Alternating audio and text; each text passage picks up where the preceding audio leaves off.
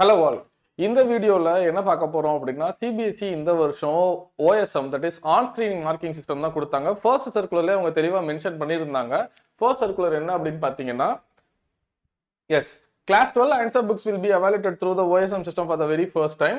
Class 10 evaluation will continue in physical mode as in previous year. But நிறைய பேர் என்ன நினைச்சுக்கிட்டாங்க அப்படின்னா 10th and 12th ரெண்டுமே ஆன்லைன் சிஸ்டம்ல தான் நடக்கும், ஓஎஸ்எம்ல தான் இருக்கும், ஆன் ஸ்கிரீனிங் மார்க்கிங் சிஸ்டம்ல தான் இருக்கும் அப்படின்னு.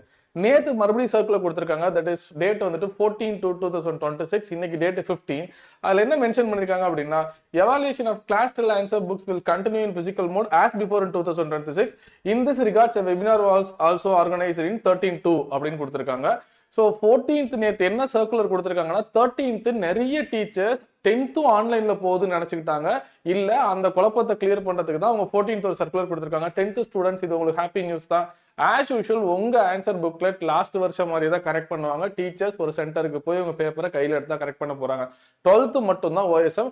ரொம்ப இம்பார்ட்டன்டான விஷயம் என்ன அப்படின்னா, போத் 10th and 12th உங்க ஆன்சர் புக்லெட்ல சில அப்டேட்ஸ் கொடுத்துருக்காங்க. அதை கண்டிப்பா நம்ம இந்த வருஷம் தான் ஃபாலோ பண்ணணும். இந்த வருஷம் தான் அந்த அப்டேட் பண்ணிருக்காங்க. தட் இஸ் உங்க ஆன்சர் புக்லெட்ல ஒரு சில டிசைன் சேஞ்ச் பண்ணிருக்காங்க. அதை பார்க்கறதுக்கு கண்டிப்பா நம்ம சேனலை ஃபாலோ பண்ணிக்கோங்க. All the best for your exam.